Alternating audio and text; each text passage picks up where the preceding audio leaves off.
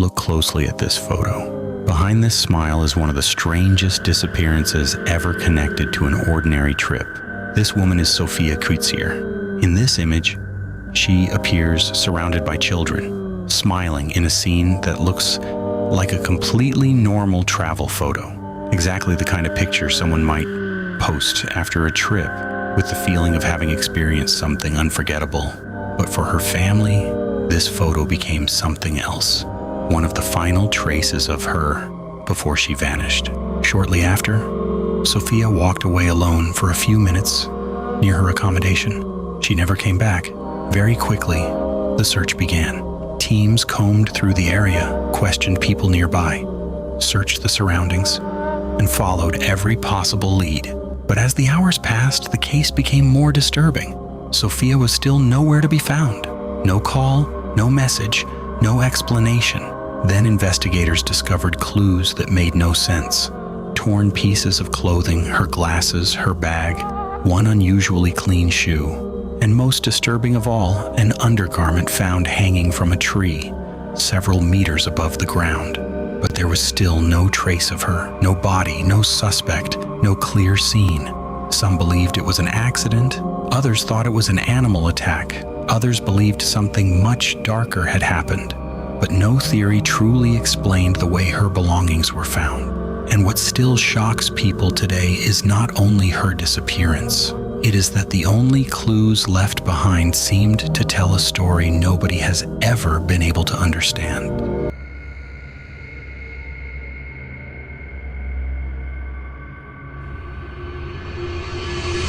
Look closely at this image. What she is wearing around her neck is not a necklace, it is a bomb, locked directly onto her body. Just hours earlier, Elia Cortez was living a normal life near Bogota. Then 4 masked men entered her home, forced her to sit down, attached this metal device around her neck, and demanded a ransom. Before leaving, they warned her, if the money did not arrive, the collar would explode. Police were called, streets were evacuated, bomb experts arrived, and everyone still believed she could be saved. But the closer the technician looked, the worse it became. Wires, switches, blinking lights, and several explosive charges were hidden inside the collar. Elia had to stay still while the metal ring pressed against her neck. Her family was nearby. The cameras were rolling. For nearly 6 hours, every movement could have been the last. Then, while the technician was still trying to remove it, the bomb exploded. Elia and the man trying to save her both died. At first, many believed an armed group was responsible, but investigators later uncovered something even colder. This was not a political attack. It was personal revenge linked to a neighborhood dispute. This image was taken in Colombia on May the 15th, 2000. What it shows is not just a rescue attempt, it is a woman condemned on camera while everyone around her was still hoping she would survive.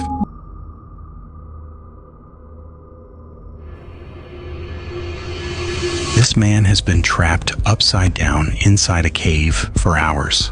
At first, rescuers believe they can save him, but as time passes, they begin to realize they are facing an almost impossible situation. While exploring Nutty Putty Cave with his family, John Jones enters what he believes is the correct passage. Instead, he crawls into a tunnel so narrow that he suddenly becomes stuck. Within minutes, he can no longer move forward or back out. Rescue teams rush to the scene and spend hours trying to pull him to safety. At one point, they actually manage to move him closer to the exit, and it looks like the rescue might succeed. Then disaster strikes. A critical pulley system suddenly fails, causing John to slip even deeper into the passage. In seconds, all of the rescuers' progress is lost. Trapped upside down, his body begins to shut down as the pressure on his heart and lungs becomes more severe with every passing hour. The rescue operation continues through the night, but hope slowly fades. After more than 24 hours trapped underground, John Jones dies inside the cave. The incident became one of the most terrifying cave accidents ever recorded. In fact, the cave was permanently sealed afterward, and to this day, John Jones's body remains inside.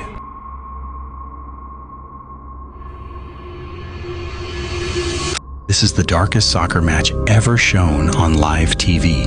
While the game kept going, people were dying just yards away from the field. Inside the stadium, everything looked normal at first.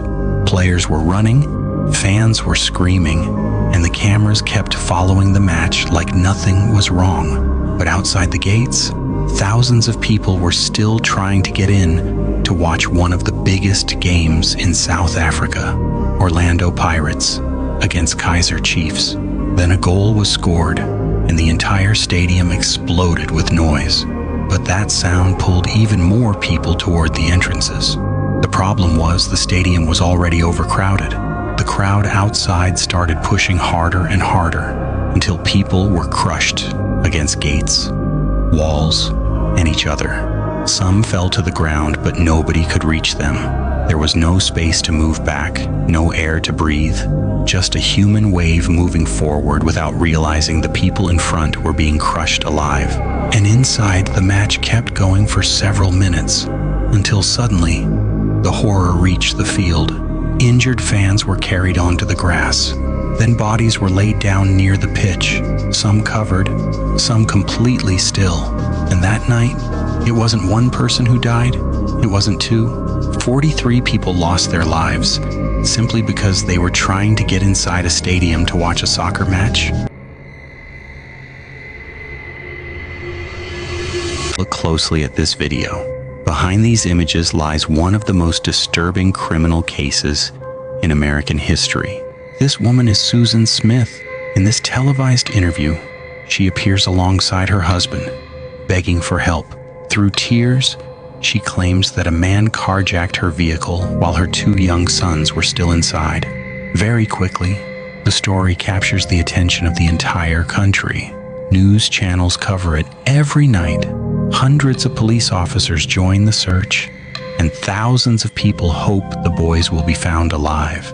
Susan gives interview after interview, crying on camera and pleading for the safe return of her children. America completely believes her. But as the days pass, investigators begin to notice that something isn't right. Parts of her story keep changing. Some of her statements contradict each other, and suspicion starts to grow. Yet Susan continues appearing on television, still crying, still convincing. For 9 days, the entire country follows the case. Then she finally confesses. There was never any kidnapper. Susan had pushed her own car into a lake with her two children strapped inside. And what still shocks people today isn't just the crime itself. It's the fact that while millions of people were crying with her in front of their TVs, she already knew exactly where her children were.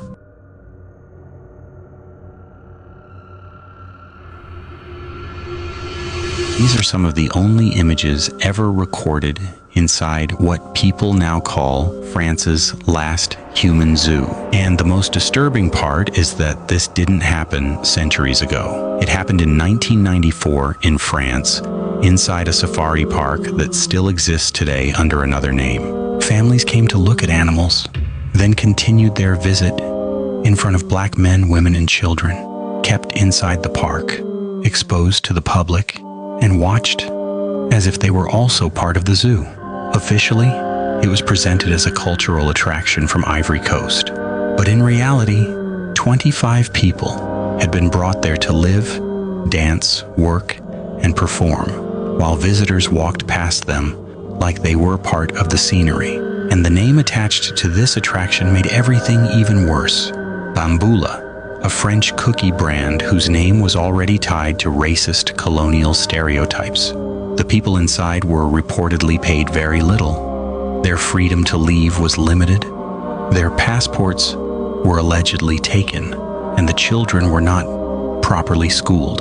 After a few months, the scandal became impossible to ignore, and the attraction was shut down. But the most shocking part is that in France in the 1990s, human beings were still placed inside a safari park and watched like an exhibit.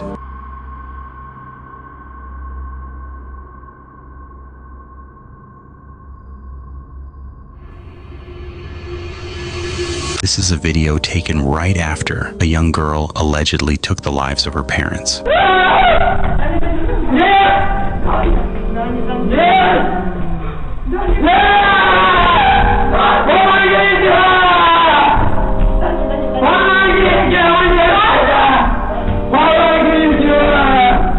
even without knowing the story, the atmosphere is already terrifying.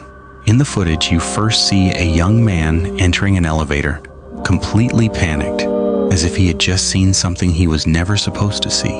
A few seconds later, a young girl appears behind him. She doesn't run, she doesn't scream, she just walks calmly with an empty, almost lifeless stare. And that exact detail is what made the video so creepy online.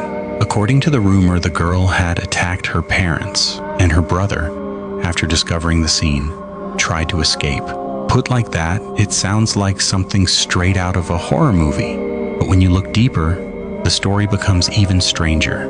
The video was allegedly filmed in Russia, and the footage does seem real, but there is no solid proof of any murder, no reliable report, and no local archive confirming that version. Some people believe the two teens were under the influence of a substance. Others think it may have been a crisis or a mental breakdown. But in reality, nobody truly knows what happened before this scene.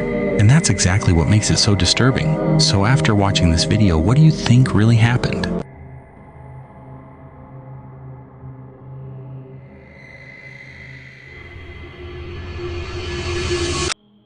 These two women had no idea that this could be one of the last photos they ever took together. At first glance, the image looks completely normal, just two tourists smiling inside an abandoned structure in the middle of a forest, like a simple travel memory. But what they don't realize is that the object they're sitting in isn't just a random piece of metal. This massive claw, known as the Claw of Death, was used after the Chernobyl disaster to handle highly radioactive debris, materials so dangerous that workers were only allowed to get close to them for a few seconds, and yet they are sitting directly inside it. The problem with radiation is that it's invisible. You can't see it, you can't feel it, and in the moment, nothing seems wrong. In another video filmed in the same place, a Geiger counter measures the radiation around the claw and already shows more than 6 microsieverts per hour, which is dozens of times above normal background levels. And you can hear it starting to spike while they were in direct contact with the surface. As the device gets closer, the signal becomes unstable, almost saturated, as if the counter can't keep up with what it's measuring. The real danger isn't just being near it, but touching it, because invisible particles can stick to the skin or clothing and be carried away without anyone noticing. And in a place like this, the consequences are never immediate.